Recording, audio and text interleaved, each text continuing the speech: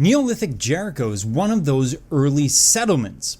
There's some argument about exact dating and everything else, but it gives us an idea. And we're in Israel, so we're in the Levant, the Eastern Mediterranean, where we're seeing a lot of these settlements developing.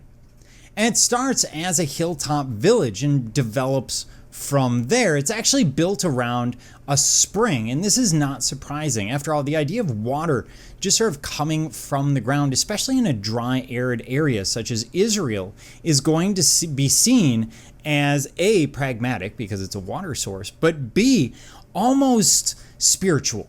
It's going to take on religious connotations, as if the god or gods have provided for their people.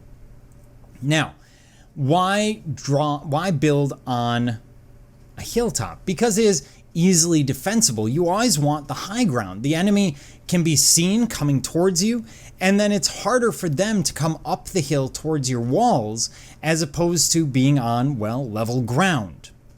So this becomes very important because that hill acts as a wall in and of itself. It becomes another barrier, and you can develop ditches and other things around it so that you have that ability to easily defend your position. One of the things I want to look at is the walls of Jericho, and what we're looking at is a great stone tower built into the settlement wall. This tower would have been quite large for the time.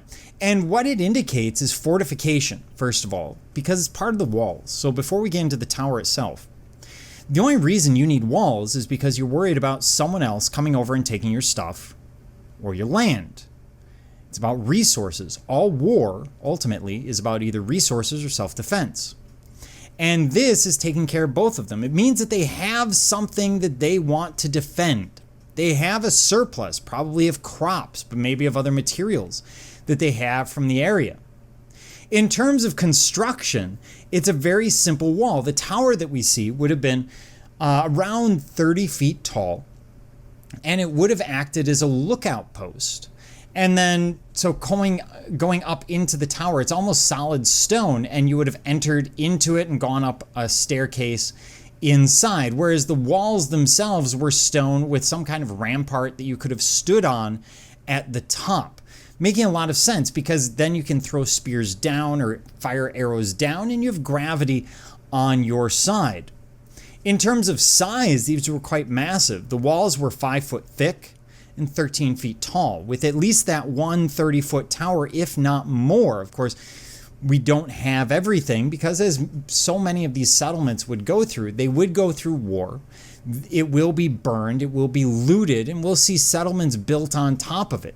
So oftentimes these ancient settlements we'll see, for example, you'll be referenced in archaeological material, Jericho 1, Jericho 2, Jericho 3, where each form of that city is based on the old form but brings in new updates, usually resulting from some kind of invasion that would have destroyed the city. And interestingly, it would have taken skilled people, surplus people, to build it. Why is this interesting? Because it means that there are people that don't need to be involved on a regular basis in food production, or that can take time off from food production to supply the labor for the walls. It also means there's wealth because someone would have had to pay for it. Someone would have had to feed those people while they're doing that work. It may have meant that they were bringing people in.